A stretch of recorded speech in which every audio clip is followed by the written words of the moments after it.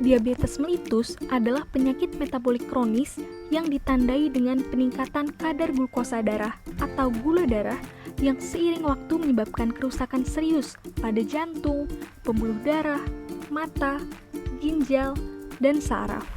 Target glukosa darah normal sebelum makan yaitu 80 sampai 130 mg per desiliter. Sedangkan target glukosa darah normal sesudah makan yaitu kurang dari 180 mg per desiliter. Ada beberapa faktor yang berperan dalam pengaturan glukosa dalam darah, yaitu glukosa atau gula sebagai sumber energi dari makanan dan minuman, pankreas sebagai organ tubuh penghasil insulin, dan insulin sebagai hormon pengatur gula di dalam darah. Apabila keseimbangan ketiganya terganggu, maka dapat menyebabkan diabetes mellitus. Ada dua macam tipe diabetes mellitus. Diabetes mellitus tipe 1 merupakan keadaan diabetes yang disebabkan autoimun sehingga tidak adanya produksi insulin. Akibatnya, gula tidak dapat diangkut ke dalam sel. Diabetes mellitus tipe 2 merupakan keadaan diabetes yang disebabkan reseptor tidak merespon hormon insulin atau produksi insulin yang tidak mencukupi kebutuhan. Akibatnya, gula tidak dapat diangkut ke dalam sel. Faktor resiko terjadinya diabetes mellitus adalah memiliki riwayat keluarga diabetes mellitus, usia di atas 45 tahun, memiliki berat badan berlebih, dan mengkonsumsi makanan tinggi gula dan lemak. Pasien diabetes mellitus harus segera ditangani dengan cara penggunaan obat diabetes mellitus harus atas resep dokter.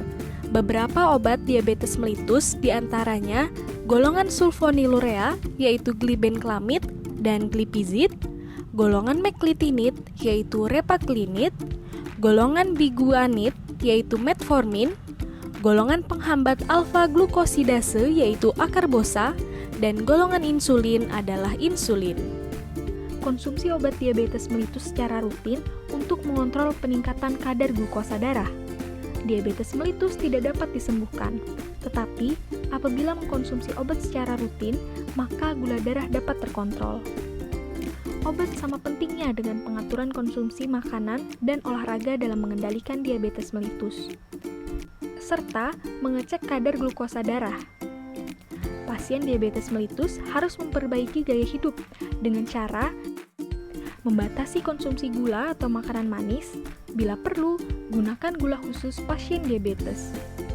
Olahraga selama 30 menit sebanyak 3-5 kali dalam 1 minggu. Kurangi memasak makanan dengan menggoreng. Perbanyak konsumsi makanan rebusan. Perbanyak makanan berserat atau kacang-kacangan seperti kacang kedelai, almond, dan edamame. Konsumsi buah dengan indeks glikemi rendah seperti ceri, pir, jeruk, stroberi, apel, dan jambu biji. Hindari penggunaan pakaian, celana, atau kaos kaki ketat karena rawan menyebabkan luka yang sulit kering, serta hindari merokok dan minuman beralkohol.